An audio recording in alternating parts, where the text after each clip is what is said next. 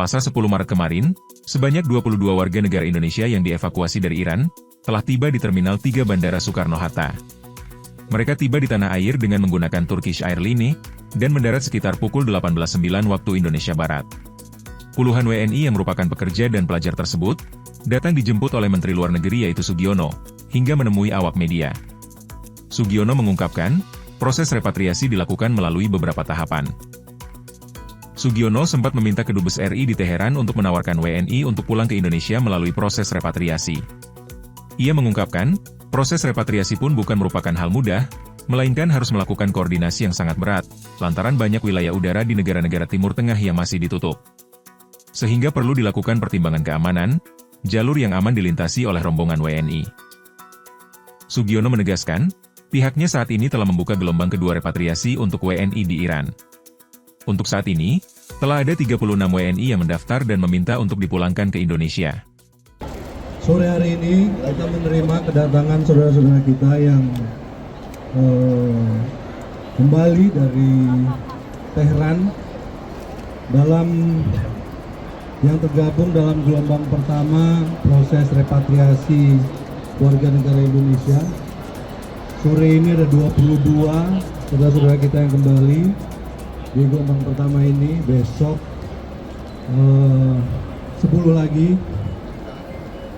yang berasal dari Iran.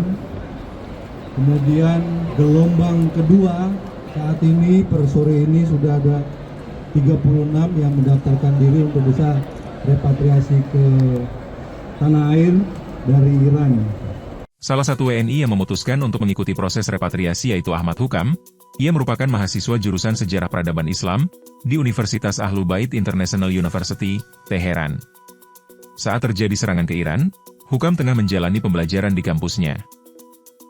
Saat itu, ia ingat betul masih tanggal 2 Ramadan 1447 Hijriah. Ia masih harus kuliah seperti biasanya, hingga terdengar adanya suara ledakan. Hingga kini, proses pembelajaran di kampusnya belum kembali berjalan, baik secara offline maupun online.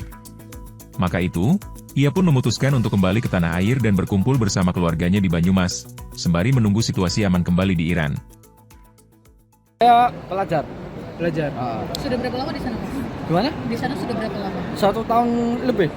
Kondisi belajar mengajar di hari-hari terakhir seperti apa, Mas? Dihentikan atau seperti apa? Kondisi terakhir diliburkan 7 hari.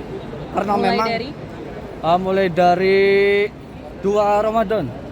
Dari tanggal 2 Ramadan itu sudah mulai libur sampai mungkin waktunya tidak bisa ditentukan karena memang berita terakhir yang saya ketahui itu ada serangan lanjutan dan serangannya masih dinamis, Pak.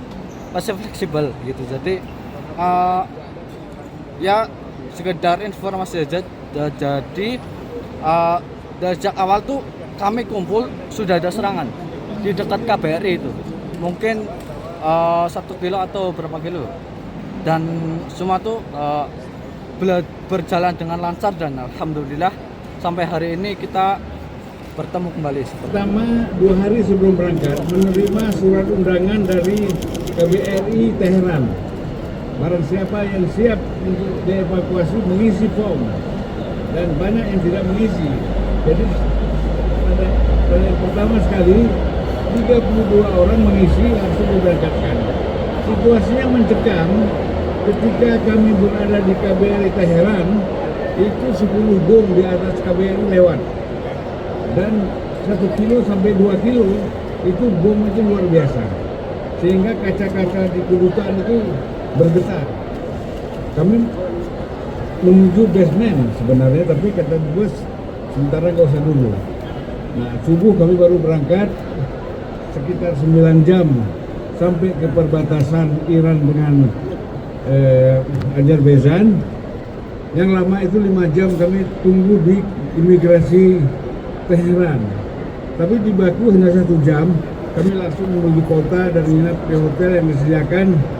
Hotel cukup bagus, bintang 4, bukan hotel main-main. Saya kira cukuplah memuaskan bagi semua kawan-kawan yang dievakuasi.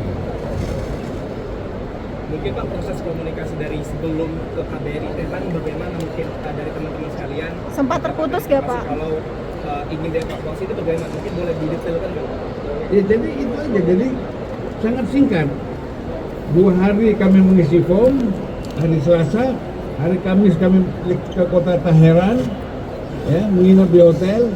Hari Jumat pagi subuh kami berangkat ke Baku, ke perbatasan. Jadi nggak ada problem. Kebetulan di jalan tidak macet sama sekali. Ya.